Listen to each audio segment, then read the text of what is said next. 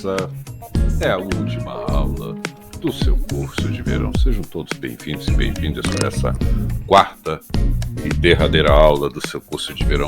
Pois veja, né, pessoal? Olha que loucura, né? Já chegou 28 de fevereiro, acabou o mês de fevereiro. Tô quase desejando para vocês Feliz Natal, né? Em vez de desejar o Feliz Carnaval, o Carnaval vai estar meio complicado, né? Pelo que me parece. Em alguns lugares suspenderam o desfile, tem gente que vai fazer desfile no dia de Tiradentes, não é verdade? Tô quase desejando um Feliz Natal para vocês e um Feliz Ano Novo, ao invés de desejar um Feliz Carnaval. Os problemas continuam, não é verdade? Sejam todos bem-vindos e bem-vindas a essa última e derradeira aula. Gostaria de, como eu sempre faço, tanto nas minhas aulas como nos editoriais do The Talk, eu gostaria de pedir a paciência de vocês para os sons, esses sons maravilhosos que entram de vez em quando aqui. Nossos amigos latidos ainda vão chegar. Desculpa, gente, esbarrei no microfone aqui. Nossos amigos latidos ainda vão chegar aqui, né? Para dar a sua uivada, a sua latida, né? Latir pra caramba e tal, gatos miando, vespas voando, e o CrossFit está funcionando, gente, né? Os jogadores já atrás desta parede estão todos comportados, não estão se comunicando por grunhidos, como sempre, mas o CrossFit está bombando. E hoje o CrossFit até que tá bacana, porque estou com uma trilha sonora mais, né, house music, então o negócio tá assim, tá quase uma boate, entendeu? Então o negócio tá bom, o negócio tá jóia, tá bom? Mas como eu sempre faço, tanto nos editoriais como nesse curso de verão, peço um pouco o voto de vocês, este humilde editor que vos fala, no sentido de ter um pouco de paciência por conta dos sons que vocês devem já estar ouvindo. Tem até pássaro, né, piando aí fora e tal, cantando, né, os pássaros da madrugada, né, uma loucura, né? Mas, enfim, a gente tem que lidar com uivados, latidos. Quando a gente mora numa casa geminada, acontecem essas coisas, tá bom, gente? Então eu peço, como eu sempre faço, um voto de confiança ao seu leitor, um voto para que vocês continuem, apesar dos sons estranhos, permaneçam aqui para a nossa derradeira aula, não é verdade? Gente, é o seguinte, a aula vai estar dividida em dois blocos distintos, tá? Que vai ser a aula de registro e linguagem, tá bom? E as considerações finais do curso, tá bom? Que isso deve fazer, inclusive, num bloco à parte, acho que eu vou fazer até em outro dia. Não vou fazer no dia de hoje, não. Pode ser que eu faça, pode ser que eu não faça, enfim. Vamos ver como é que fica toda essa situação, não é verdade? E é o seguinte, gente, vamos direto ao assunto, que é o assunto relacionado a registro e linguagem, tá bom, gente? E eu já estou começando, por conta desse curso, dessa última aula, já dar uma certa ideia para vocês em relação àquilo que a gente chama de tecido verbal, tá? Ou seja, hoje vocês vão ter a ideia de como é que se inicia o trabalho em torno de um tecido verbal. Basicamente isso, tá bom? Porque eu até estou com a ideia de deixar esse curso de tecido verbal por outras vias, não devo deixar aqui no YouTube, ou no Facebook, ou nos outros, né? Nos outros streams de vídeo disponíveis que a gente tem por aí, eu devo deixar por outros veículos, ou por outros métodos, ou por outros meios, esse curso de tecido verbal, mas ainda não decidi não, tá? Eu ainda não decidi se eu vou fazer esse curso de tecido verbal, sei lá, da forma como eu fiz esse curso de verão, porque o curso de verão é um curso... Não é que não seja um curso para não ser levado a sério. Você leva a sério, mas é um curso de verão, é um curso para, entendeu? Para você curtir no seu celular, no seu tablet, no seu Smart TV, no seu laptop, no seu PC, para você curtir, né? É uma curtição de verão, tá? Que tem coisas importantes, você que está querendo entrar dentro dessa área de literatura, né? Entender, poxa, mas esse negócio é meio complicado, como é que funciona? Na figura de editor, que eu sou do The Talk, eu resolvi passar essas linhas mestras distribuídas nessas 4 aulas, que foram as 4 últimas sextas-feiras desse mês de janeiro. 7 de janeiro a gente falou sobre o enredo, no dia 14 a gente falou sobre personagem, na sexta passada, que foi 21, a gente falou sobre remetente e referente, e hoje a gente vai finalizar o curso com registro e linguagem. Tá bom? E aí sim a gente já vai começar a mexer um pouco mais com o texto. Porque eu sempre chamo a atenção de vocês no seguinte, gente: literatura é uma arte que você executa e cuja performance sua, caso você venha a ser um escritor ou uma escritora, caso você, como o curso é destinado a leitores e leitoras, é o curso onde eu vou chamar a atenção de vocês para o tecido verbal. A prova de honra, o jogo de fundo da literatura, de prosa e de ficção, é o tecido verbal. No caso do bailarino, é o movimento, a montagem da coreografia, o movimento. No caso de um artista plástico que, sei lá, mexe com pedra, faz escultura, é a pedra, são todas as técnicas que ele vai dominar para dar forma a essa peça, dar forma a essa escultura. Então, a arte do escultor é a pedra, ou o material que ele está trabalhando, pode ser madeira, pode ser qualquer outro tipo de material. A arte do cineasta é o audiovisual, né? É som, imagem, é isso, né? Esse é onde a arte do cineasta, do realizador audiovisual, acontece na imagem, né? Na imagem em movimento, né? Junto com o fotógrafo que grafa a luz, né? Então, de uma certa forma, um diretor de cinema tem que entender bastante de como grafar a luz, né? Então, por isso que o coração de um filme é o seu diretor ou diretora, um fotógrafo, uma fotógrafa, ou um diretor de arte, uma diretora de arte. É meio que o coração do filme, né? E é ali que acontece essa arte cinematográfica. No caso da literatura, é texto, é tecido verbal. E a gente já vai começar a mexer com tecido verbal nessa última e derradeira aula, antes de eu deixar, né, a mensagem final para vocês. Hoje eu vou ver se eu consigo fazer até menos de 1 hora, tá bom? Também não vou prometer, porque a gente vai falando. Quando vai ver, já deu 1 hora e meia. Mas vamos tentar fazer a coisa de uma forma bem sucinta, o máximo que a gente puder aqui, tá bom? Galera, vamos lá. O que acontece é o seguinte: não existe, assim como na maioria dos estudos literários, como na maioria daquilo que a gente chama de teoria literária, de literatura comparada, de estudos literários, não existe uma palavra final, tá? Isso que você está estudando no seu curso de verão é o que eu chamei lá desde a primeira aula de linhas mestras. São as linhas mestras do negócio. É óbvio que depois, ao finalizado este curso, neste maravilhosa sexta-feira, dia 28 de fevereiro, tá bom? Concluindo o curso de verão, você estará habilitado, você estará habilitada a procurar o seu teórico, a sua teórica, né, de literatura que tem a ver com a sua cara. Porque existem várias formas de abordagem para a literatura. Não é uma caixa fechada, não é um negócio fechado, entendeu? De tal maneira que, quando vocês terminarem esse curso, vocês encontrarão mais graça, por exemplo, no Antônio Cândido, que a gente viu na semana passada, do que na Beatriz Rezende, da UFRJ. Você vai achar mais graça na Beatriz Rezende, da UFRJ, do que no Harold Bloom.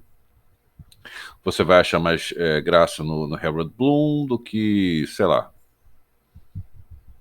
Irene Simões. São várias as pessoas que estudam literatura e que fazem um excelente trabalho.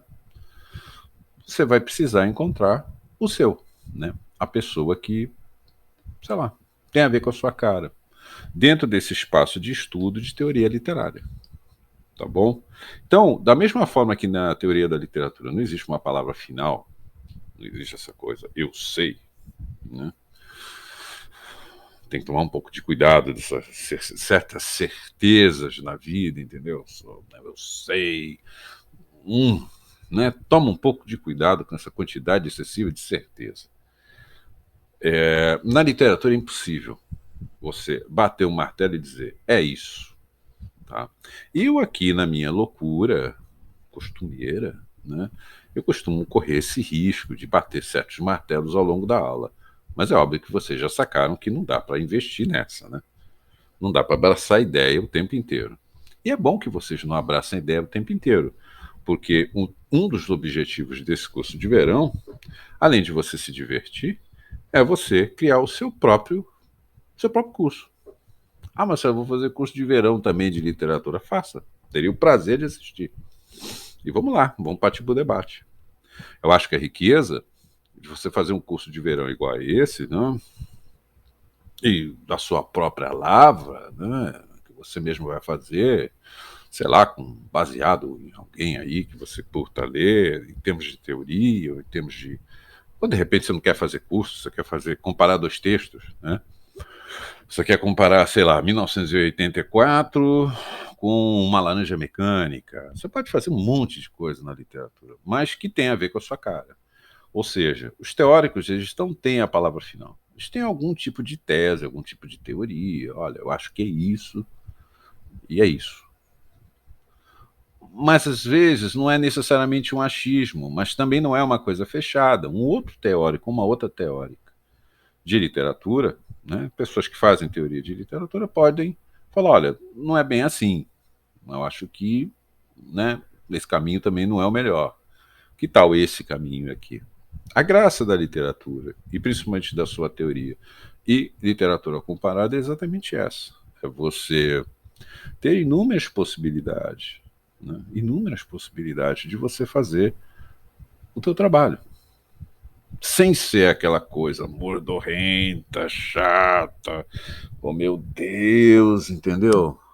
De aquela palavrório, porque eu sei, entendeu? Não.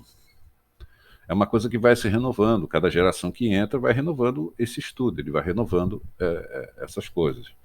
Exatamente baseado numa coisa extremamente importante que é essa. Não há uma palavra final para isso. Não há uma palavra final para a literatura. Que nem, por exemplo, vamos pegar o caso do Harold Bloom, por exemplo. Ele diz que o conto contemporâneo é Todorov e o Borges. Ele bate o martelo. É óbvio que, né? Peraí, seu Harold, né? Eu acho que. Agora não, porque ele faleceu recentemente, faleceu a questão de 2 anos, mas. O seu Harold, o senhor já viu o Guy de Maupassant?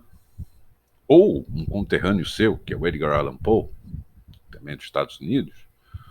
Que tal. Não, mas esses aí são do conto moderno, estou falando do conto contemporâneo. Você entendeu? A discussão ela é extensa. E por ser extensa, que necessariamente essa arte, a escrita como arte, é uma coisa extremamente rica.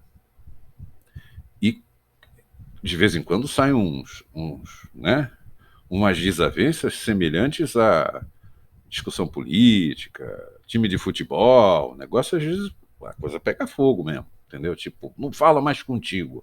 É nessa base, tá? Exatamente porque é uma coisa que ainda está em andamento e praticamente é uma coisa infinita. Sem fim. E aí que está a graça da coisa, tá? Então, essa última aula de registro e linguagem, ela está nessa mesma linha. Não existe, você não vai encontrar uma pessoa que vai falar de linguagem, tipo, de uma forma definitiva, que a partir do momento que você lê esse livro, você vai entender tudo sobre linguagem. Você vai matar a pau o que é linguagem, né? Até mesmo porque tem muita gente que utiliza a palavra linguagem, mas na verdade deveria utilizar a palavra registro. Tem gente que utiliza a palavra linguagem, mas deveria utilizar a palavra psique. Tem gente que utiliza a palavra linguagem para explicar as desavenças do ego. Quer dizer, às vezes a palavra linguagem entra nas observações de uma determinada pessoa, porque essa própria pessoa não conhece o que de fato é a linguagem, porque também não tem uma definição para a linguagem que seja, olha, é essa, né? Dicionarial. Só você ler no dicionário, você sabe tudo de linguagem. É uma beleza, né? Não tem isso. De todas as definições, ou tentativas de definições, olha, gente, vai vendo o tamanho da encrenca. É tentativas de definição. Existe um, eu vou chamar aqui de crítico literário, mas ele poderia também ser chamado de professor, ele também poderia ser chamado de teórico, que é o, se eu não me engano, o nome dele é Rodrigo Gurgel. Eu já cheguei a falar do nome dele, já cheguei a indicar o site, o canal dele no YouTube, para vocês acompanharem. Num dos editoriais, acho que do mês de novembro, tá? Os editoriais acontecem toda sexta-feira desde agosto de 2020. Perdão, 2021. Então já se vão aí uns 4, 5 meses já de editorial, né? Então tem alguns editoriais lá que você tem que entrar aí no canal do The Talk. Se você estiver vendo essa última aula no YouTube, já está fácil. Você já vê ali embaixo, já se inscreve, já um monte de coisa. Caso você esteja vendo essa aula no Facebook, aí sim você vai ter que procurar o canal do The Talk. Eu vou deixar aí os dados aí bonitinhos aí para você, né? Aí nos caracteres, para você ir no canal do The Talk e aí maratonar todos os editoriais, que a gente tem uma pasta exclusiva, né? Tem uma playlist somente com os editoriais. Tem uma playlist de corte, os editoriais e essa aula de verão, desse curso de verão, que está se encerrando hoje, tá bom? E num desses editoriais eu cheguei a indicar, a colocar o canal do Rodrigo Gurgel para vocês acompanharem. Não sei qual foi, porque eu vejo muita coisa, viu, gente? É ler muita coisa, ver muita coisa. Chega uma hora que você precisa de Google Maps só para poder andar na internet, né? O negócio é terrível. Você fica lendo, estudando, e quando você vai ver, pronto. Onde é que eu vi isso? Não, eu sei que é do Rodrigo Gurgel, mas não sei exatamente em que ponto. Você também maratona no canal do Rodrigo Gurgel que vai estar tudo certo, beleza? E ele tem uma definição que de tudo que eu já li ao longo, desde que eu me formei em letras, isso faz 1993, eu acho. 89, 90, virei militar, 91, 92, 93, tá? Foi meu último ano de faculdade. Desde aquele ponto em diante, a pessoa que melhor definiu essa coisa, esse lance da linguagem, foi o Rodrigo Gurgel. E ele dá a definição de linguagem da seguinte forma: linguagem é a ideia que se torna carne. Guardem bem essa, né? Guardem bem essa definição. Vou chamar de definição, tá? Na falta de um nome melhor. Essa frase. Linguagem é uma ideia que se torna carne. Beleza? Em termos práticos, e aí já entrando na questão do tecido verbal, vejam isso. Eu vou passar para vocês, primeiro, o que é a linguagem, para depois a gente chegar para o registro, tá bom? Mas vejam isso aí que está na tela, tá bom? Temos aí na tela os seguintes dizeres. O José pegou um dinheiro emprestado e não pagou. As pessoas do bairro onde ele mora querem o pagamento da dívida. Uma parte desses moradores, dessas pessoas do bairro, uma parte menos amistosa, jurou de morte. Jurou o José de morte. Por conta dessa dívida, por conta dessa dívida, por essa pisada de bola dele de ter pego o dinheiro e não ter devolvido. Tá? Logo, José precisa aparecer no bar do Pedro na próxima sexta-feira. Não hoje, né, gente? Hoje é a última aula do nosso curso de verão, não precisa aparecer. Sexta, fevereiro, tá bom? Na próxima. E para divulgar sua defesa, para tornar pública a sua defesa, para ele ir lá se defender. Ou seja, ele vai ter que explicar qual é o motivo de não honrar com o compromisso. Isso que está na frente de vocês, isso que vocês acabaram de ler, isso é a linguagem. Ah, Marcelo, mas é o situacional, é o circunstancial? Não, é o que deriva disso. É a ideia que se torna carne. Não é a situação em si, ou o contexto em si. Mas é a ideia de que, se José pega emprestado e não paga, ele pode sofrer algum tipo de ameaça, algum tipo de pressão para ele pagar a dívida. Então, qual é a linguagem aí? É da ameaça. É do cumprimento da dívida. Essa é a linguagem. Né? Ah, Marcelo, não, mas isso aí é o situacional.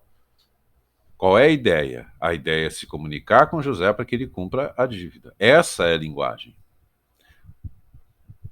E pelo que está, aí sim, no circunstancial, ele pode receber uma ameaça ou não, porque se ele chegar a explicar direitinho que aconteceram alguns imprevistos, semana que vem o dinheiro está na mão da pessoa que emprestou, na mão de todo mundo que emprestou dinheiro para ele, não tem problema nenhum.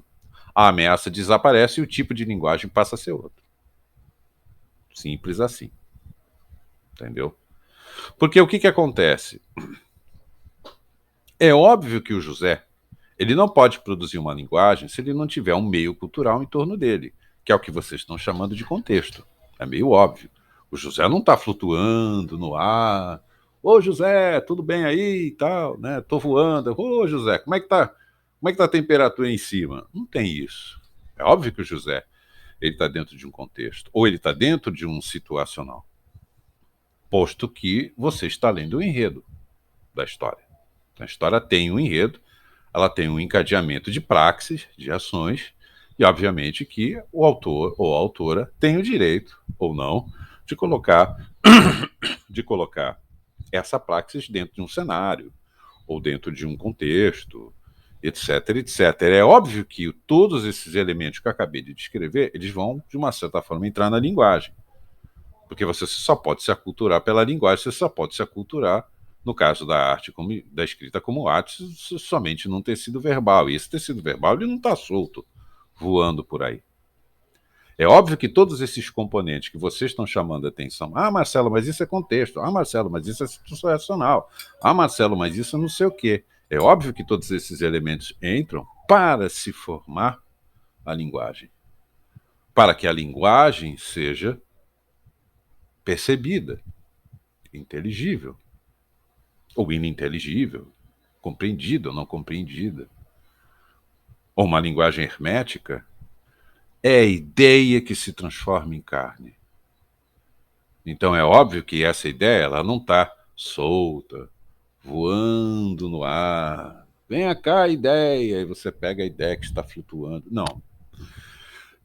Essa ideia pode surgir, sim, de determinados contextos, de determinadas situações, muitas vezes situações conflitantes, onde você precisa ter uma ideia do que fazer. Essa ideia se transformando em carne, isso é a linguagem, que é a definição do Rodrigo Gurgel. O que é a linguagem? A ideia que se transforma em carne. Agora, isso que está na frente de vocês, ok, beleza, legal, tá bom? Ah, Marcelo, você está dando a situacional e contexto. Tá. Mas qual é a ideia? Paga o que deve. Vê o que você vai falar no bar do Pedro, que você está pisando na bola. Ameaça? É. A linguagem precisará ser ameaçadora. Ela precisará ter um tom de ameaça. Então, essa linguagem provavelmente não será muito amistosa. Mas você pode colocar isso no tecido verbal de diferentes maneiras, dependendo da circunstância, dependendo do cenário e dependendo do personagem que o autor, o escritor, a escritora construiu para aquela história e para aquele enredo. Vamos pegar aqui alguns exemplos que são mais, né, que talvez sejam um pouco mais elucidativos, né? Vamos lá. Aí, João, dá um toque no Zé para ele chegar nas ideias lá no bar do Pedro, agora na sexta-feira. Avisa que se ele não der as caras, se não der as caras lá, vai ficar ruim na nossa mão. Legal. Isso que você está vendo é linguagem ou é registro? É registro. A linguagem foi o que eu mostrei para você antes. A linguagem permanece. Tem que honrar o dinheiro que você pega emprestado. Essa é a linguagem. Não vai pagar, vai sofrer as consequências. Essa é a linguagem. Agora, como é que você vai colocar isso no papel? Pô, isso é contigo. No caso de você ser um escritor, no caso de você ser uma escritora que eventualmente esteja assistindo a esse curso de verão. Isso vai depender do quê? Vai depender da história que você está contando, da história que você quer contar e dos personagens que você criou. Então, quando você faz esse registro aí, né? Aí, João, dá um toque no Zé para chegar nas ideias lá no bar do Pedro, agora na sexta. Dizer que se não der as caras lá, vai ficar ruim na nossa mão. O que te parece esse tipo de registro? Registro das quebradas? É, pode ser um registro das quebradas, né? Pode ser um morador de um bairro periférico. Simples assim. Ele está comunicando a mesma coisa, tá? Que isso aqui. Que isso aqui é a linguagem. Aí ele sai dessa situação e vai para essa aqui. Meio óbvio. Quer ver um outro exemplo? Para facilitar um pouco as coisas? Vamos lá. Olha, avisa o Zé, por gentileza, para ele aparecer lá no bar do Pedro na sexta. Na próxima sexta. Isso não se faz. E todo mundo tá puto com ele. Aliás, ele tem boas explicações para dar. É a mesma linguagem, só que com registros diferentes.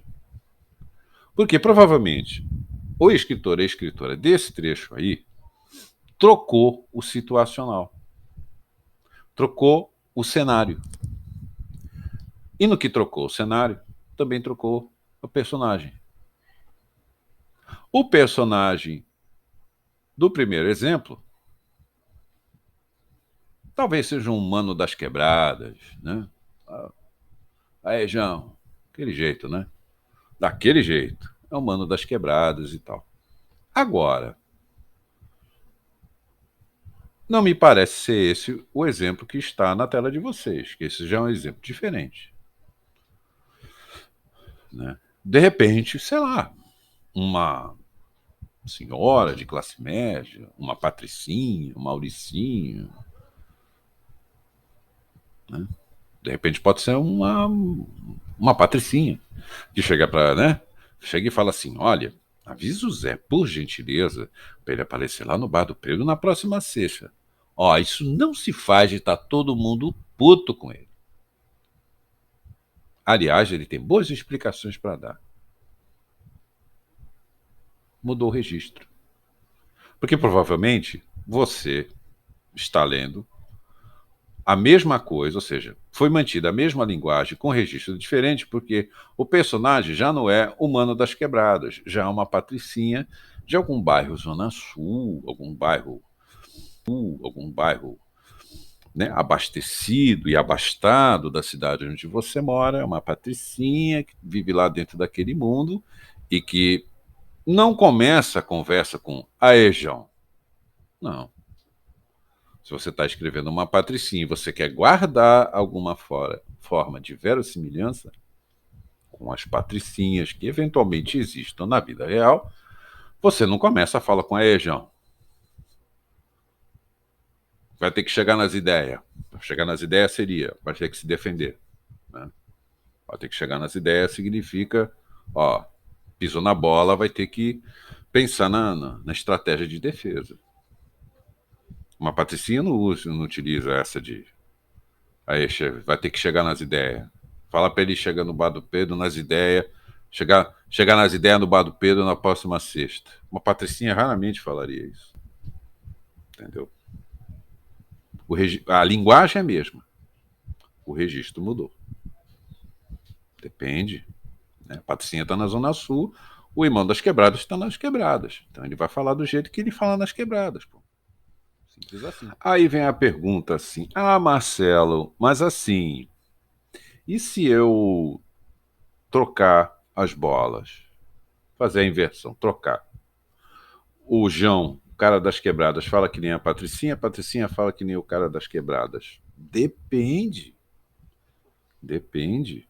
Se você é escritor, se você é escritora, depende. Eu não sei, eu não conheço a sua história, eu não sei qual é a estratégia que você está utilizando para montar o seu enredo.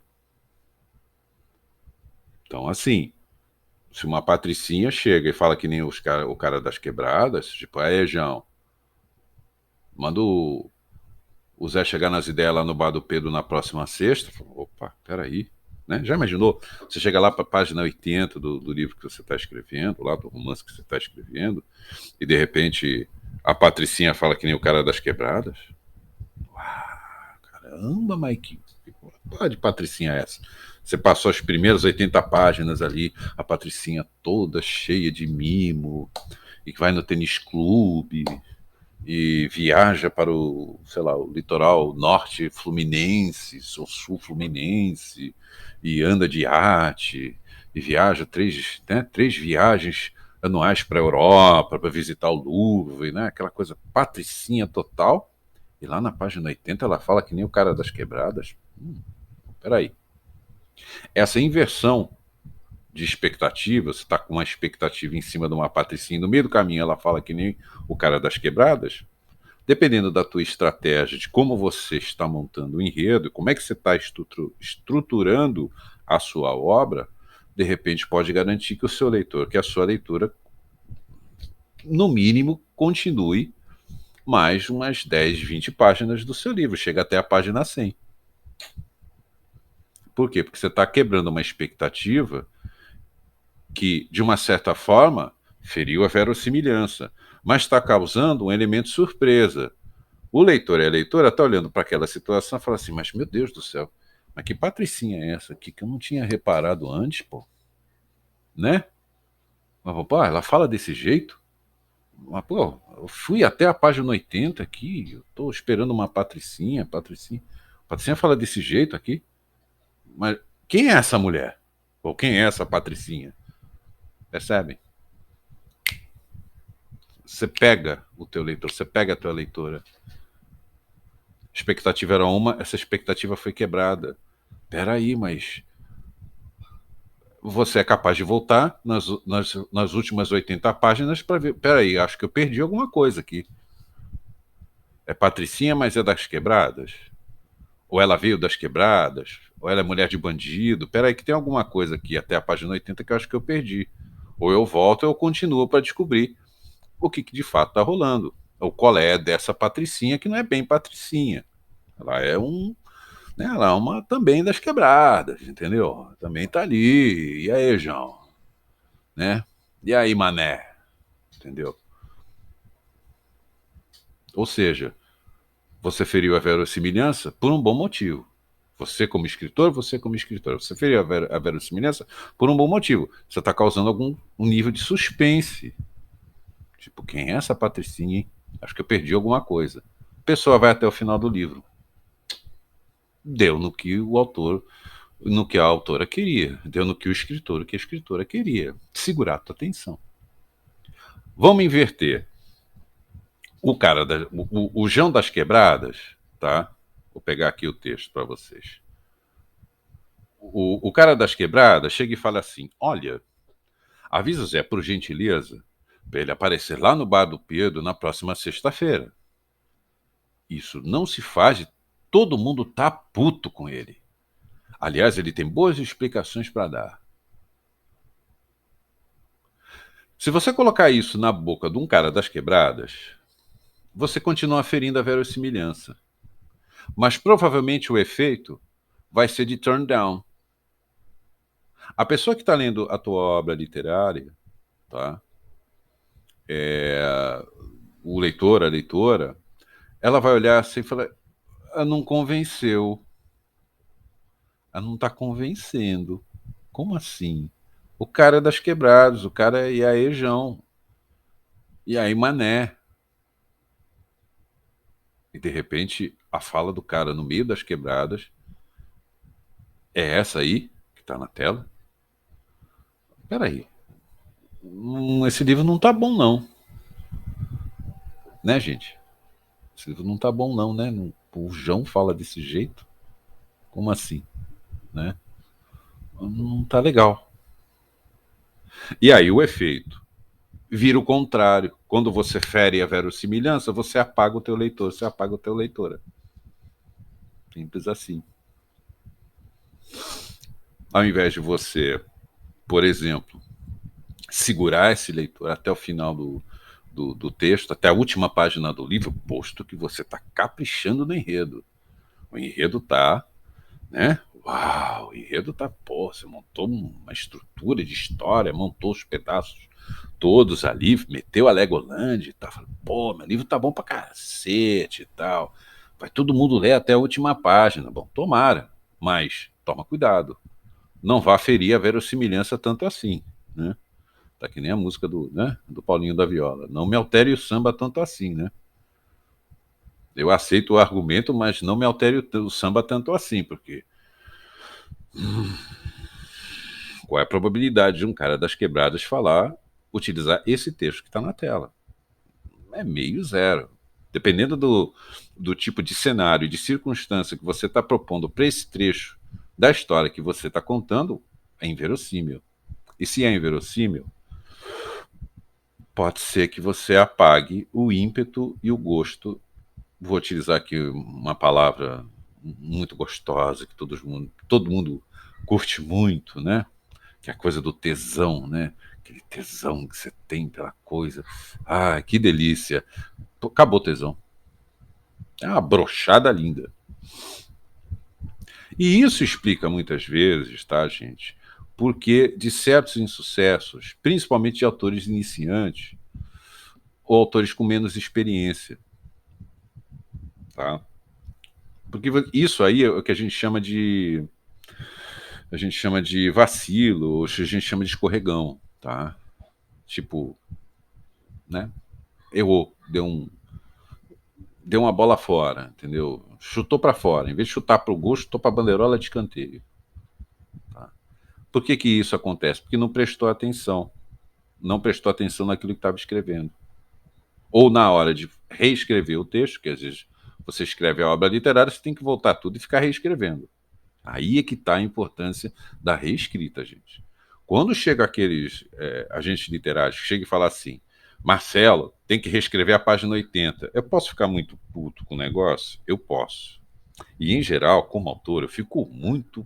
Desculpe o palavrão, gente, mas fico muito putaço mesmo, entendeu? Mas esse leitor beta ou esse leitor profissional, tá? Que tem os leitores profissionais, recebem para ler tua obra literária e ver onde é que você está vacilando.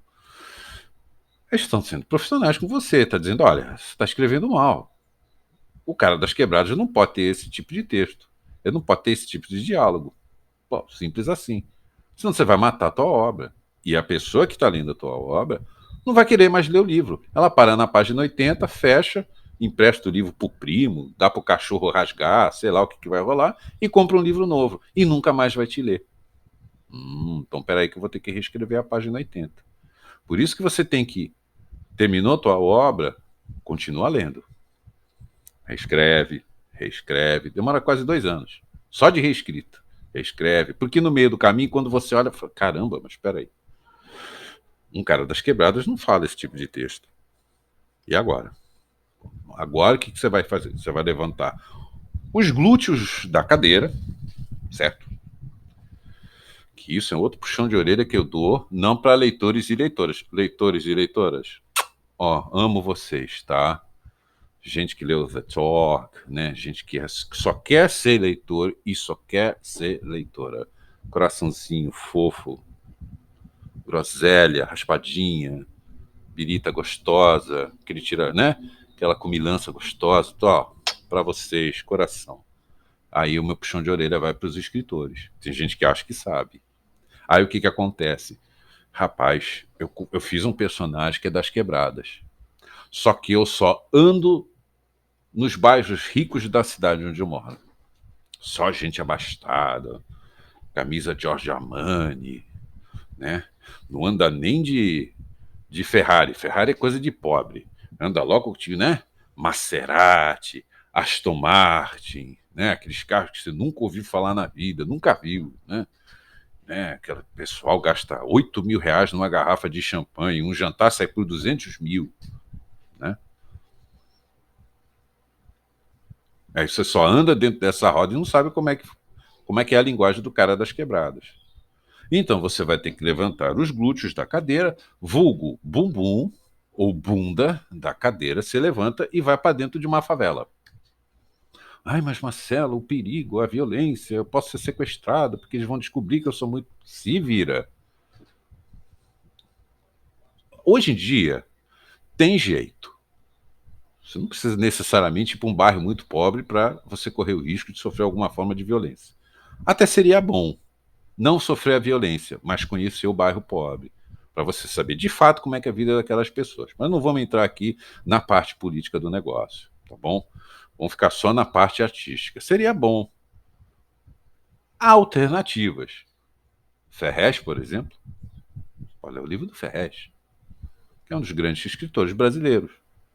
Ah, mas o Ferrez, porque não sei o quê, tem muita treta entre escritor, tá, gente? Já falei para vocês que artista em traje civil é um terror. Eles vivem se bicando, se xingando, porque eu não gosto desse, eu não gosto daquele, por N motivos. Então tem gente que, obviamente, não vai gostar muito da figura do Ferrez, enfim. Mas ele é um dos grandes escritores que a gente tem, né? Da, das gerações mais próximas, mais novas, que a gente tem na literatura no Brasil. De repente ele pode te dar uma dica. No texto dele você sabe como é que fala um cara das quebradas. Não sei. Racionais MCs. Ai, Marcelo, mas eu não gosto de rap. Meu irmão, então o que você está fazendo na literatura? Você não gosta de rap, não gosta de funk. Beleza, tudo bem. Você tem até o direito de não gostar desses estilos musicais, mas você também não vai fazer um livro cujo personagem mora nas quebradas. Porque se o personagem morar nas quebradas, meu irmão, tu vai ter que decorar a discografia inteirinha do Racionais. Tu vai ter que decorar a discografia inteirinha e todas as letras do Emicida. Assistir todas as entrevistas dele. Porque aí você começa a ter mais ou menos uma noção para não ferir a verossimilhança. Porque se um livro teu, que tem um cara das quebradas, cai na mão do Mano Brown, cai na mão do Ed Rock, cai na mão do Emicida, ele vai falar assim, pô, esse livro é uma porcaria. Esse cara nunca teve nas quebradas. Acho que eu vou ler o December Stories, do Ian Sanson. Ou vou pegar aqui, né? Eu vou ler o Picaré, da turma do movimento Picaré aqui de Santos. Vou ler isso aqui porque, pô, esse livro aqui, o cara diz que é das quebradas e, pô, fala desse jeito. Ah, não, vou fechar o livro, vou pegar outro. Pronto. Você perdeu, cara. Você perdeu o Playboy. Perdeu. Você perdeu a coisa. Então, quando você vai montar uma história e, de repente, essa história... Eu, por exemplo, eu tenho uma enorme dificuldade de produzir um texto de uma patricinha. Porque eu não convivo nos bairros de grande ostentação em Santos, de gente muito rica, entendeu? Eu não tô nesses bares, eu não tô entendeu? Nesse meio. Então eu vou ter que sair de casa, gastar um dinheiro que eu não tenho, eu tô completamente empobrecido, graças à pandemia, a coisa está sendo aterrorizante, e vou ter que pedir um dinheiro emprestado para torrar sei lá, numa balada qualquer que tiver aí, onde tenha bastante patricinha, para ficar do lado só ouvindo a conversa, né? E anotando, sei lá, só gravando, não sei como é que eu vou fazer, mas eu tenho que ir para dentro desses lugares para poder saber qual é o registro que eu preciso utilizar na obra. A linguagem eu sei qual é, mas o registro eu não domino. Então vou ter que fazer um trabalho de pesquisa. Eu vou ter que para poder colocar isso dentro do tecido verbal. Agora vocês estão entendendo a relevância do tecido verbal da escrita como arte, gente. O tecido verbal precisa estar muito bom. Se você vai escrever sobre um cara da periferia, tu vai ter que estar lá dentro dela. Ah, mas Marcelo, mas eu não gosto de periferia. O que você está fazendo na literatura, então? Se você está na literatura, você vai ter que frequentar alguns lugares. Você vai ter que saber de alguns códigos. E pode ser que você tenha que levantar o bumbum da cadeira e ir até aquele lugar para saber quais são os códigos da coisa. Ou então contratar uma pessoa que frequenta esse lugar que te dê uma bela consultoria. Por exemplo, você está escrevendo lá e tem um mano das quebradas lá dentro da sua história, contrata o Racionais. Contrata o Ferrez, pô. Ferrez, preciso que você faça uma assessoria linguística na minha obra. Porque eu tenho um personagem das quebradas e o texto tá horrível. Toda vez que ele abre a boca, ele parece sei lá, a sua santidade, o Papa, alguma coisa. Né? Só falta falar em latim. Aí o Ferrez, como um profissional das letras, ele vai pegar, ele vai receber o dinheiro que você vai pagar para ele vai sentar, ler o texto todo e ele vai, nos comentários do documento do Word, te passar sugestões. Olha, que tal você fazer o texto assim? Que tal você fazer a fala assim? Porque você precisa, de fato, ajustar o registro. Porque senão você perde a verossimilhança. Se você perder muito a verossimilhança, você pode apagar o teu leitor. O teu leitor começa a se desinteressar. Simples assim. Tá bom? Então, gente, recapitulando aqui, isso aqui é a linguagem. Isso aqui é a linguagem. Agora, para essa linguagem, nós temos o registro das quebradas, pois bem, e o registro classe média bastada, vamos chamar desse jeito. Sei lá, daquela senhora. Eu moro numa cidade chamada Santos, tá, gente? Os bairros chiques, que seriam os bairros chiques, não tem muito bairro de milionário aqui em Santos, tá?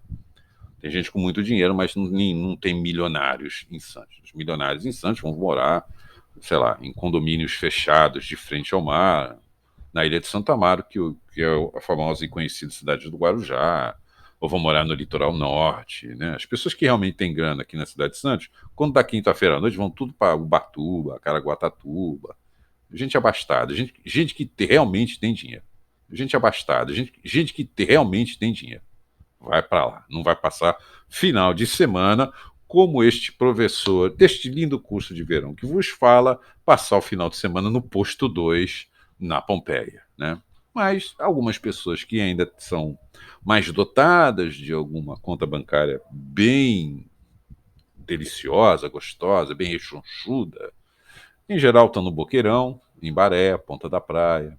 Inclusive tem um bairro aqui em Santos chamado Vila Rica, que é onde fica o Tênis Clube de Santos, entendeu? Então, né, galera que de fato tem dinheiro, mesmo. Não sou eu que igual aqui, que finge ter. Eu estou me lembrando da aula da semana passada que a gente leu o Tratado da Correção de Intelecto do Spinoza. Você finge saber. Então eu finjo que eu tenho dinheiro, que é um dinheiro igual àquele que você encontra no banco imobiliário, aquele jogo de tabuleiro, que o dinheiro não existe. Eu compro na loja de R$ 1,99 aquelas notinhas e me encho daquelas notinhas, porque dinheiro de verdade eu não tenho, entendeu? Gente, a pobreza é tanto que eu tô rindo de nervoso, tá? É isso, tá bom? Lá, realmente, na Vila Rica, são as pessoas que de fato têm dinheiro. E as pessoas que têm dinheiro, cara, eles não vão falar que nem o João da Quebrada. Se eles falarem que nem o cara das quebradas, opa, será que esse dinheiro que está circulando na Vila Rica, em Santos, tá, gente? Pode ser o Leblon aí, se você mora no Rio, Jardim Europa, Alphaville, se você mora em São Paulo, São Pedro, Savassi, Alto das Mangabeiras, em Belo Horizonte, enfim, esse bairro rico aí na cidade onde você mora. Será que este dinheiro ele é um dinheiro limpo? Porque este cara agora deu com a língua nos dentes. Falou que nem o cara das quebradas. Linguagem ameaçadora, registro das quebradas. Tem coisa sem dinheiro aí, hein? Opa, né? Aí você já lê mais 50 páginas do livro para saber qual é a do cara. Você não percebeu ainda. Essa inversão é muito perigosa. Porque se você inverter a fala do cara das quebradas para alguém que mora na Vila Rica, aqui em Santos, por exemplo, legal, né? Bacana. Você começa a prestar atenção mais nas coisas. Agora, se você fizer o caminho inverso, você pode matar a tua obra. Tá bom? Por quê? Porque você tem de adequar o registro dessa obra. A linguagem, eu vou dizer para vocês até uma coisa, gente, para a gente finalizar essa quarta aula e partir para os comentários gerais, que é esses últimos, sei lá, 30, 40 minutos, né? Já que eu não vou conseguir fazer isso aqui com menos de 1h30, para variar, né? Enfim, vamos ter mais 30 minutos das considerações gerais. Para finalizar o seu curso de verão, é o seguinte: a verossimilhança ela é quase que fundamental para aquilo que a gente estudou na aula da semana passada, remetente e referente. Por quê? Porque o referente, ele não é a vida real. Ele já, de cara, já é uma representação da vida real. O remetente, ele também pode ser criado. Ele pode ser inventado pelo escritor e pela escritora. E é isso que você, leitor, leitora, precisa prestar atenção. Qual é a habilidade desse autor e dessa autora de criar o referente? A partir de uma coisa da vida real ou não. E qual é a habilidade que esse autor e que essa autora, você que é leitor, você que é leitora, preste atenção, criatura. Qual é a habilidade desse autor e dessa autora de produzir uma verossimilhança sobre essa simbologia, sobre essa representação, que é o referente da obra? Porque você, como leitor e leitora, como você produz sentido no ato da leitura, você também se remete a um referente. Essa coisa está bem feita ou tem alguma escorregadela nessa verossimilhança? Porque se tiver escorregadela na verossimilhança, olá, agora você, leitor e leitora, entende porque você chega e fala assim: Marcelo, meu Deus, todo mundo gostou do livro tal e eu não gostei, eu estou me sentindo tão mal. Ah, porque o livro é maravilhoso. Ah, porque o livro é aquilo. Bom, primeiro de tudo, tomem cuidado. Tem muito oba-oba no negócio. De fato, aquela galera não sabe onde fica a ponta do nariz, mas o livro é maravilhoso. Não sabe consultar o Google Maps. Tá com o Google Maps aberto na tela do celular e ainda para você na rua para moço, onde é que fica a rua tal? Meu Deus do céu, o Google Maps está aberto na sua frente, você não sabe onde é que está a rua tal. Você tem um Google Maps e está completamente perdido. Tem gente que é assim, mas que para poder se valorizar na cervejinha do boteco, do barzinho, transadinho, para dar aquela impressão bacana na balada fashion da cidade, né, da cidade onde você mora, aí ela chega e fala: o livro é sensacional. As pessoas não sabem onde está virada a ponta do nariz, mas o livro é sensacional. Você que é um leitor e uma leitora que passou por esse curso de verão, legal, e que agora realmente domina as linhas mestras da prosa de ficção, romance literário ou conto, você bate o olho e fala: nossa, esse negócio aqui tá meio estranho. Tá não? Tá, né? Tá. Tá estranho. Você matou a pau. Tá estranho mesmo. Ai, Marcelo, é por isso que eu não tô gostando? É por isso que você não tá gostando. Ah, mas o que eu faço agora? Bom, aí você depende. Se você quer tomar cerveja, beijar na boca, agarrar todo mundo, você diz que o livro é maravilhoso também. Entra no embalo. Ah, é maravilhoso. Vamos nessa aí. Agora, se aquele pessoal ali, você não tá querendo muito convívio, também não quer dar beijo, né? Não quer dar uma pegada assim diferente e tal, você dê o seu veredito. Que agora, ao final deste curso de verão, você, leitor, você, leitora, de fato está habilitada a mostrar dentro da obra que você está lendo quais são as escorregadelas que fizeram com que você não gostasse muito da obra. Tá bom, gente? Essa é a diferença entre registro e registro e linguagem. Finalizando mesmo o curso, antes da gente passar para as considerações gerais, essa última parte. Você, de fato, domina a linguagem. Nossa, Marcelo, eu domino a linguagem? Domina. Vou dizer para você que está me assistindo agora, sabe muito mais de linguagem do que eu que me formei em letras. Você sabe. Linguagem você sabe. O que talvez está te faltando é você entender que quando você vai para uma obra literária, você está diante da escrita como arte. É tecido verbal. E aí, quem entra nessa jogada é o registro. Linguagem, qualquer autor, qualquer autora conhece. Mesmo que de uma forma, entre aspas, inconsciente, conhece, sabe. Não precisa gastar muito tempo com isso. E você que é leitor e leitora também sabe.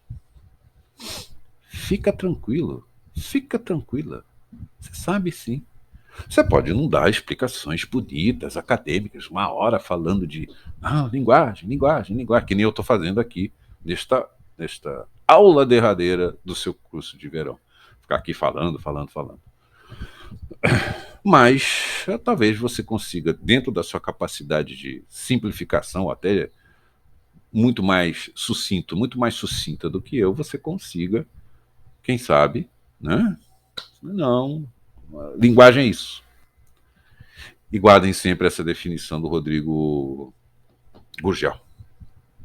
É a ideia que se transforma em carne, ou que está prestes ou está se transformando em carne. Essa é a linguagem. E se você, leitor, leitora, tem anseios de se transformar num escritor, escritora, aí é o tecido verbal. Aí é outro curso. Tá? Que aí você vai mexer com o texto, que é o carro-chefe, é a prova de honra de quem realmente quer ser escritor, escritora. Tá bom? Bom, gente, vou aqui iniciar a finalização desse curso de verão. Vou ficar morrendo de saudade de vocês, já de antemão, morrendo de saudade de estar na presença de vocês nesse lindo, maravilhoso e delicioso janeiro, tá? Mas agora eu vou ter que ir para as considerações finais do curso, tá bom? Para a gente realmente finalizar com chave de ouro o nosso curso de verão, tá? Estou até com o meu lenço aqui, é capaz de eu me emocionar, né? Porque eu estou muito triste porque acabou o curso de verão, mas o curso de verão vai continuar aí, tá, galera? Vocês podem ver quantas vezes quiser, assistir com todo mundo, não querer assistir mais porque ficou aborrecida comigo. Vocês podem indicar para todo mundo, assistir junto, assistir separado, o que for, tá bom? Mas agora eu vou ter que iniciar esta parte final, que é uma parte, né? Uma parte à parte, né? Uma parte separada do seu curso de verão, que são as considerações finais que eu vou deixar para vocês nessa mensagem final dessa derradeira aula né, do seu curso de verão. Hoje a aula Registro e Linguagem. É isso aí, pessoal. Antes de fazer meus agradecimentos finais, posto que essa é a última aula do nosso curso de verão, tá? Espero que tenham gostado. E também sintam-se à vontade de não terem gostado, tá? O mundo é livre, razoavelmente livre. Ultimamente o mundo não anda muito livre, né? Tem uns negócios meio esquisitos no meio do caminho, mas tudo bem, né? Mas vocês têm o direito de... não vou indicar esse curso de verão do The Talk nem a pau, porque isso é uma roubada dos infernos. Sintam-se à vontade também de não indicar o curso, tá bom? Então é o seguinte, gente. Como mensagem final, uma coisa que anda me preocupando pessoalmente como autor, mas é uma coisa que vem me perseguindo nos últimos 30 anos, tá? O último 9 de janeiro completei 51, uma boa ideia, né? Quem conhece a caninha de Pirassununga, 51, né? Tinha um antigo comercial que, boa ideia, tomar uma caninha 51, é um negócio meio barra pesada, né? Você partir para uma bebida alcoólica como uma boa ideia, mas enfim. Ainda se fosse um vinho, mas uma caninha, aguardente, sei lá. Em que pese que há excelente aguardente mundo afora, tá, gente? Eu morei 5 anos em Belo Horizonte, ali é o universo maravilhoso do paraíso das cachaças, das aguardentes, tá? Ali é uma melhor que a outra, o negócio é formidável.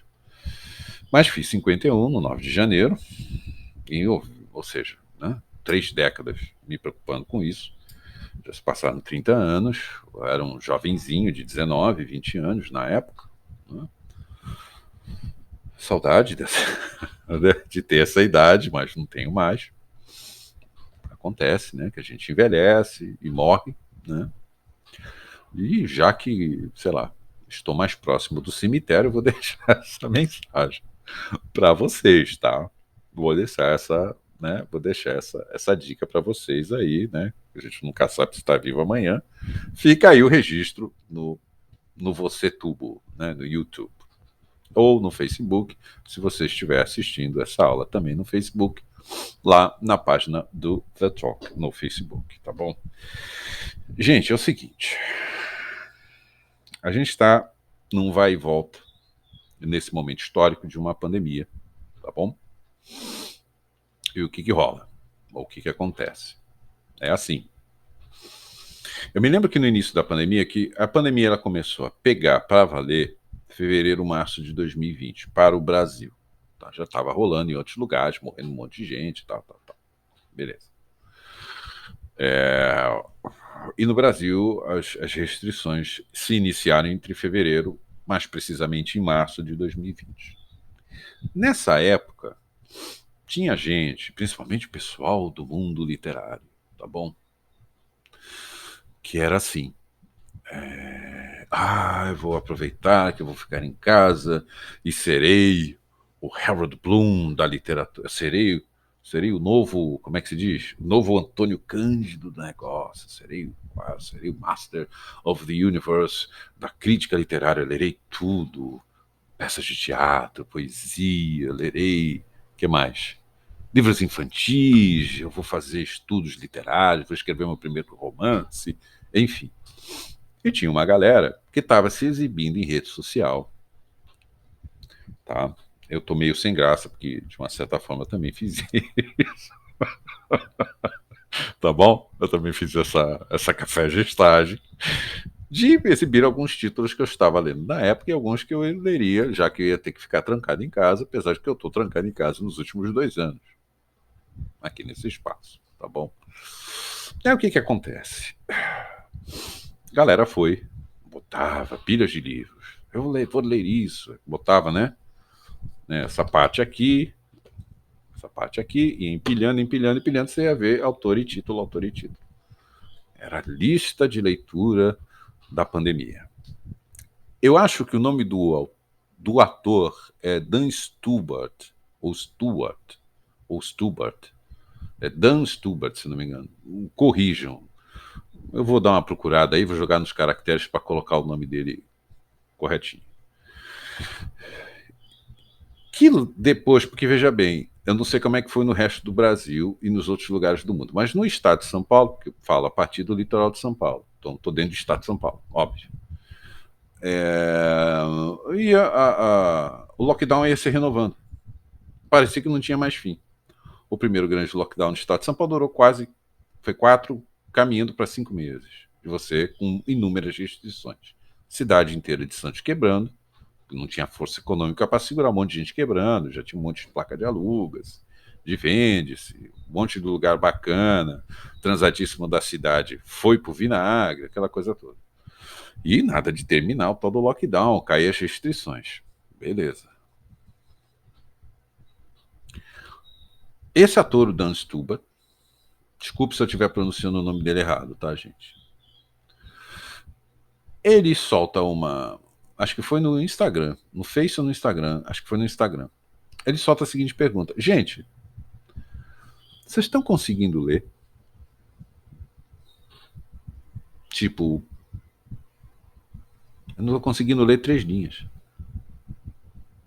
E foi uma linguiça de comentários, aquela coisa enorme. Um monte de gente relatando que não estava conseguindo ler meia página por dia. Porque a atividade da leitura,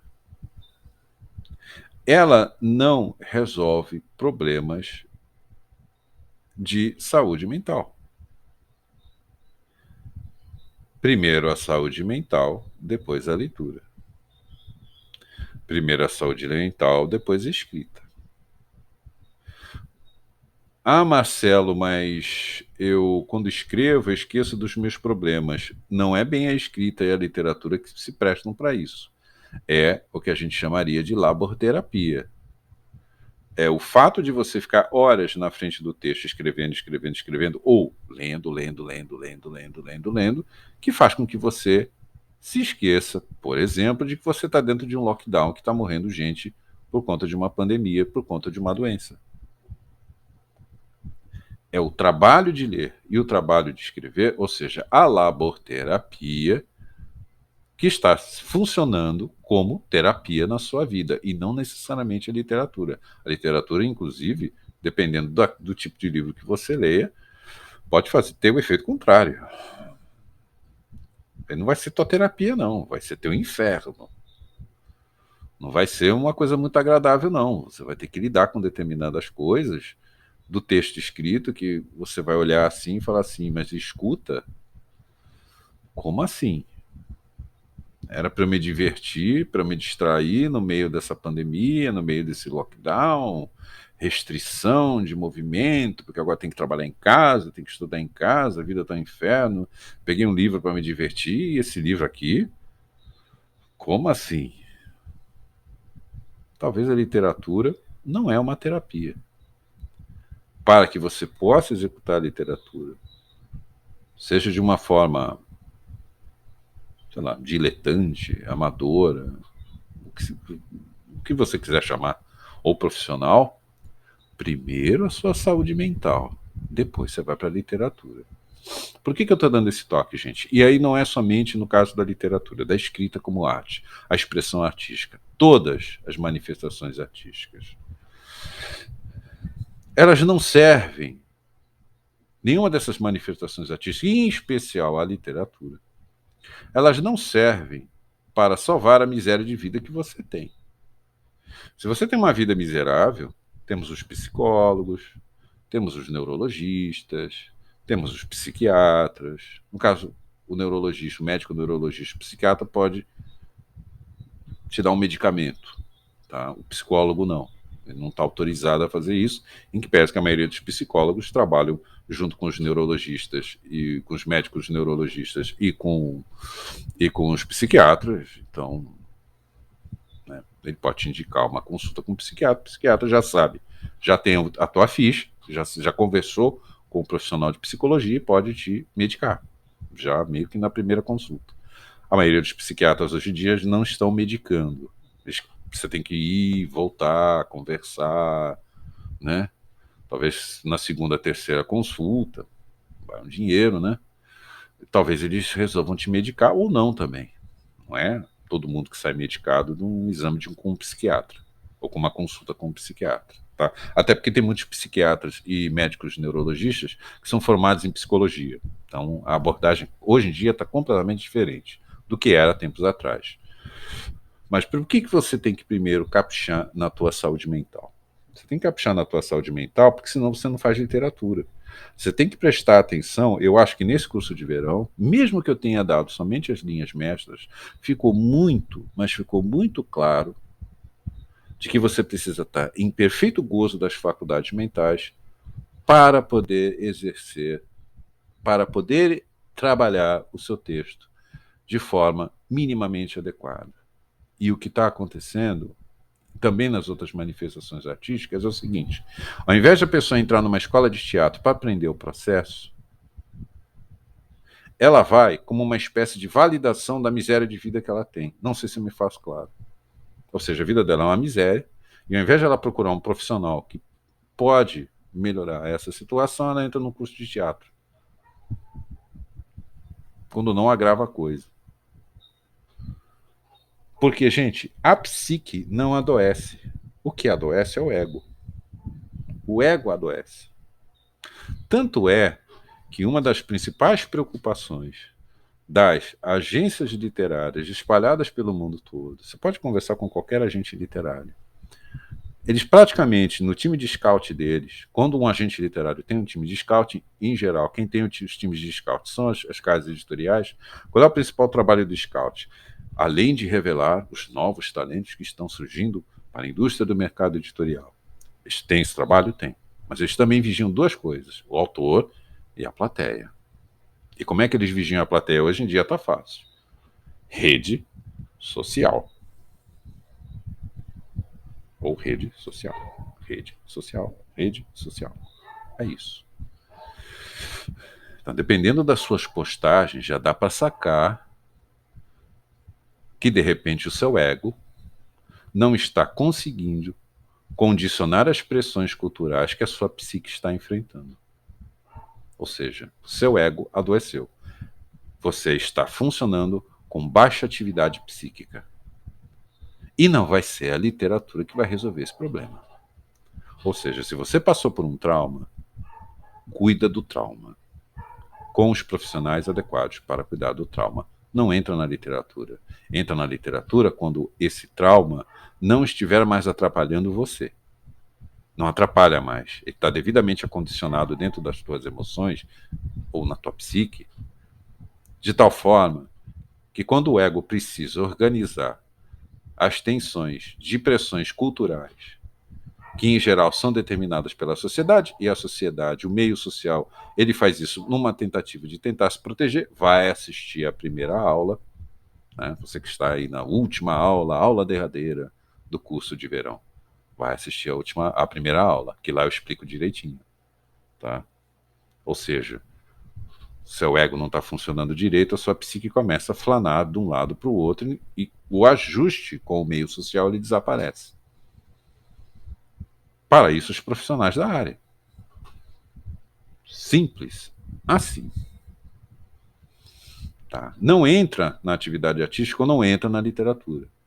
Tá?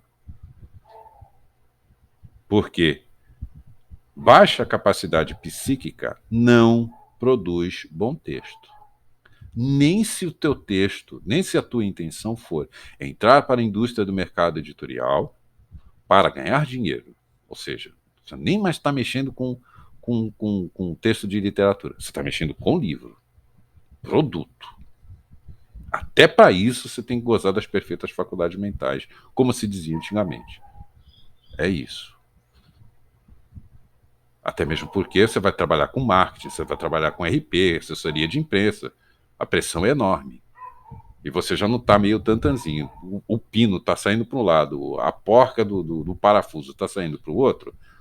Você vai deixar gente literária na mão, você vai deixar casa editorial num cacareco terrível, quando na verdade você teria que primeiro resolver os seus traumas, primeiro resolver a sua saúde mental, os traumas, o que se decorreu do trauma, os problemas que você teve, as vicissitudes, primeiro resolve isso. E aos pouquinhos, enquanto você vai resolvendo, você entra, escreve teu romance literário, escreve teu conto. Não tenta resolver problemas graves a partir de um ego que não está funcionando bem, posto que a psique nem sempre, não dá para bater o martelo e dizer que a psique adoece. Não, o que adoece é o ego. Tá? Tenta ajeitar esse ego para que ele possa ter o equilíbrio suficiente para organizar a equalização das coisas e a tua psique rolar gostoso, redondo, legal. E aos pouquinhos, quando você estiver chegando nesse estágio, você já está conversando com os agentes literários, assistindo aula de curso de verão do The Talk aqui comigo e tal, e aos pouquinhos você vai entrando. Não tenta entrar na literatura como uma forma de compensação da miséria de vida que você tem, porque isso vai sair no texto. E é muito chato para leitor beta, leitor profissional e agente literário, que tem o leitor beta, que tem o leitor profissional, que pode te oferecer uma leitura profissional, uma assistência, chegar para você e falar assim: você não acha melhor ver primeiro psiquiatra? Porque isso está saindo no teu texto, o teu texto está uma porcaria. Já pedi para você reescrever o texto umas 40 vezes, não está saindo nada. Porque, claro, você está em baixa atividade psíquica. E não vai ser o sucesso na literatura que vai resolver a tua vida. Nem como produto. Mesmo que você queira ser um profissional de vender romance literário, tipo uma J.K. Rowling, nem isso vai funcionar. Porque eu acho... E qual é o motivo que eu estou falando isso e dando esse recado nessas considerações finais do curso? Eu apresentei para vocês coisas extremamente preciosas da linha mestra da prosa de ficção. Agora é com vocês. Vocês vão continuar esse estudo, porque esse curso de verão é um curso para ser divertido, e não é a palavra final sobre literatura. Nunca quis ser. Ele pode te ajudar a você entrar nesse universo com um pouco mais, sei lá, de capacidade analítica, espírito crítico. Mas até para isso, você como leitor, você como leitora, vai precisar de ter boa saúde mental. E convenhamos, depois desses 2 últimos anos, com esse vai e vem, e UTI, e bloqueia, e vai lockdown. Ah, não, abre 100%. Agora no estado de São Paulo já voltou 70%. Não pode, não, agora só pode 70%. Ah, tá. Quem é que tá com a psique legal? Eu acho que já deu para ver nas 4 aulas de janeiro que eu não estou lá, né? Com a grande psique funcionando. Oh, minha psique, Marcelo, estou muito ótimo. Ninguém está. Vocês não estão, mas eu também não estou. Eu não estou, mas vocês também não estão. Porque as circunstâncias dessas pressões sociais não tem ego que aguente. Tá? E não queira justificar o seu ego. Não queira justificar o seu ego porque você é um sucesso na literatura. Porque aí começa a aparecer determinadas coisas do tipo: é um excelente escritor e uma cavalgadura em trajes civis. É um excelente escritor. Nossa, eu fui ver ele na feira do livro de não sei o que lá. Mas foi sair do palco, distratou todo mundo, xingou o porteiro, cuspiu na cara da faxineira que tinha lá no teatro, lá no evento, tratou todo mundo mal. Mas né? Ou seja, você entrou no mundo da literatura para o quê? Para justificar a tua falta de educação? Ou teu ego que não está funcionando mais, posto que a sua psique está em baixíssima atividade. Ah, mas eu sou um grande vendedor de livros. Mas isso não justifica falta de educação, por exemplo. Ou não justifica você não conhecer os limites da vida civil e da vida humana. Ou todo mundo aqui vai viver para sempre? Todo mundo tem o seu último dia. Temos limites, gente. E o nosso cérebro também tem limites. E eu tô dando esse recado, não no sentido de puxão de orelha, gente, tá bom? Eu tô dando esse recado no sentido, como é que eu poderia dizer? Abrindo o coração aqui com vocês, no sentido de não espantar o leitor e não espantar a leitora. Porque tem um monte de gente que adoraria ler Kafka, ler Camus, ler o Shakespeare, ler o Machado, quer ler sei lá, o Edgar Allan Poe, que eu citei nessa aula de hoje, quer ler o que seja, gente. Quer ler Romance Água com Açúcar, quer ler Sabrina. Os mais novos talvez não conheçam essa linha editorial Sabrina, Bianca, né? Pergunte para o pai, para a mãe de vocês, que eles provavelmente já devem ter lido alguma coisa, Sabrina, Bianca, né? Isso é um negócio meio geracional. Né? Ou sei lá, quer ler 50 tons de cinza, sacanagem requentada, né? Ah, eu quero sentir tesão, sei lá, lê lá os 50 tons de cinza. Tem gente que adoraria fazer isso, mas quando entra num evento literário, ou tem uma roda de pessoas, de escritores, ou de livreiros, editores, agentes literários, fica assim, né? Ah, eles vão rir da minha cara. Porque eu adoro ler, mas não sei analisar uma obra literária. Pois é. Tanto para escrever quanto para analisar e para ler, essa pandemia trouxe esse recado para a gente. Obrigado, Dan, o ator, Dan Stubar. Ele não estava conseguindo ler. E todo mundo que comentou aquele post não estava conseguindo ler também. Porque a gente precisa de calma e vida devidamente humana para ler. Ou escrever para depois ler. Eu escrevo meus livros, vocês leem, tá bom. É isso. E a gente não está tendo essa paz mais. Né? Isso quando não, colegas artistas que estão com uma porcaria de vida, que precisa de um profissional grudado nessa vida para ontem, mas querem entrar no meio artístico, querem ser os tais, achando que se transformarem na Lady Gaga do livro, do romance literário, as coisas começam a melhorar. Obviamente que se você vira uma J.K. Rowling e ganha dinheiro a ponto de comprar 2 castelos nos arredores de Londres, é óbvio que o dinheiro vai resolver muita coisa para você. Mas não tudo. Dinheiro não compra ego estraçalhado.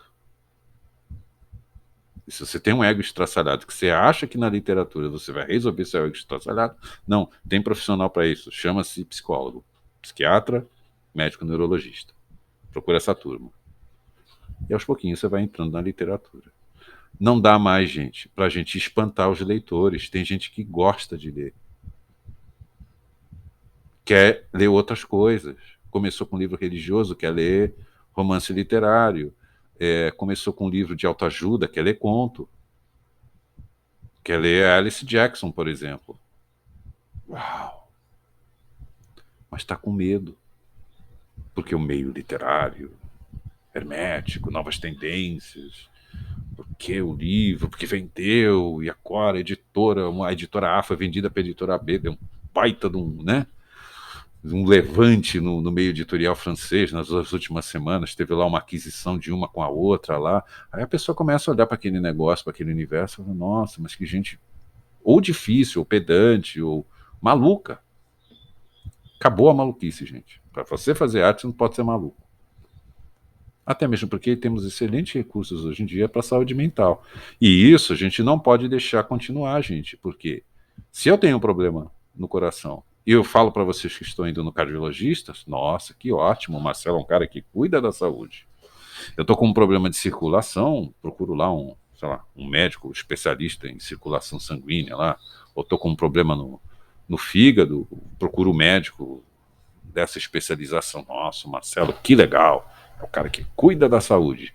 Mas se eu chegar e falar para vocês que meu cérebro não está funcionando direito, nossa, já não chama mais para festa, já não chama mais para cervejinha do happy hour de sexta-feira, já não bota mais para pé.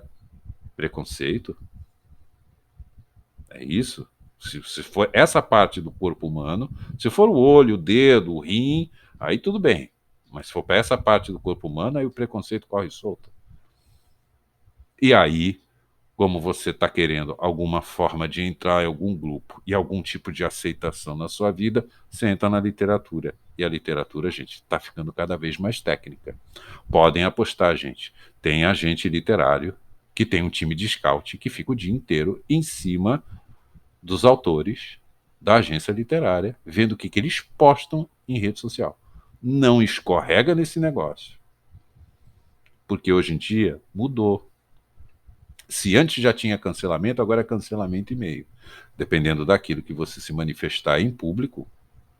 Se você está escrevendo para meia dúzia, você não tem intenção de ganhar dinheiro, porque você não está nem aí para a indústria do mercado editorial, ótimo.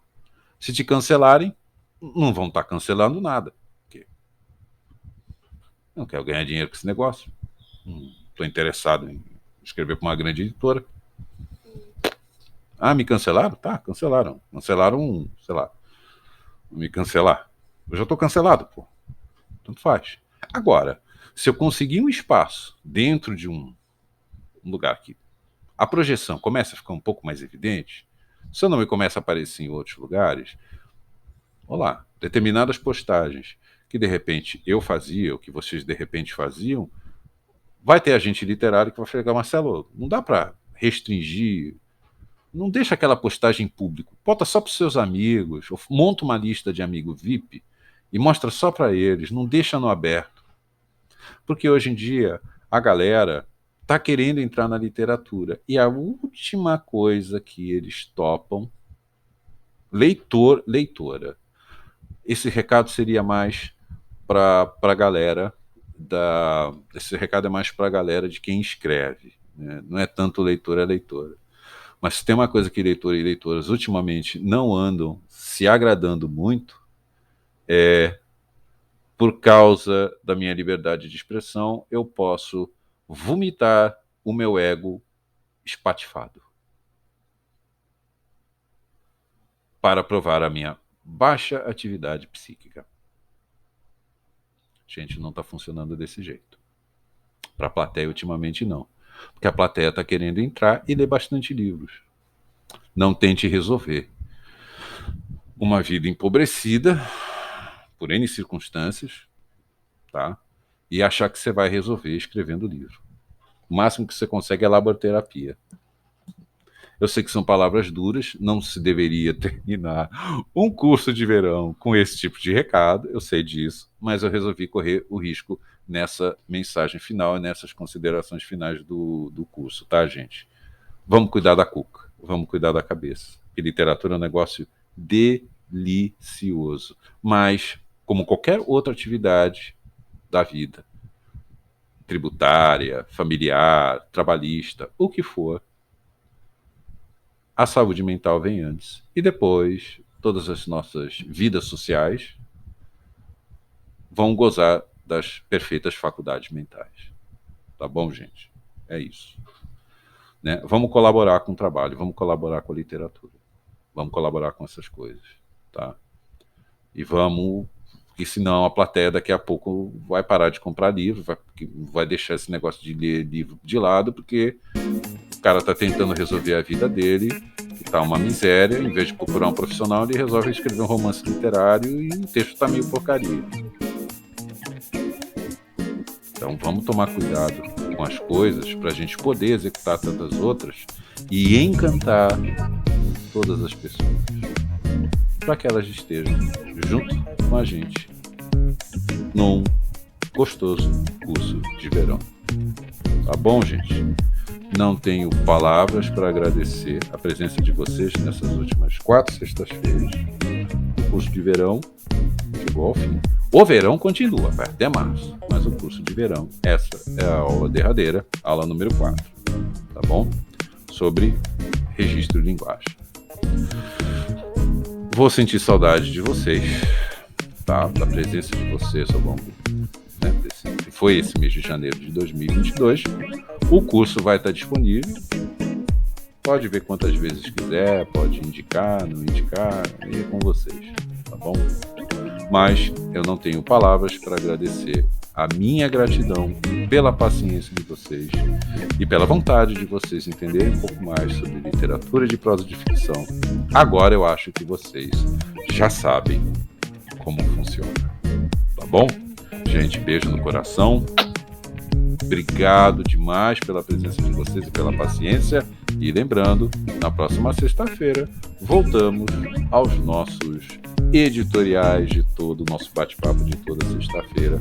Agora, chegou fevereiro, vai voltar ao normal e já vai chegar nesse mês de fevereiro com uma nova edição do The Talk no dia 28 e com comentários quentíssimos.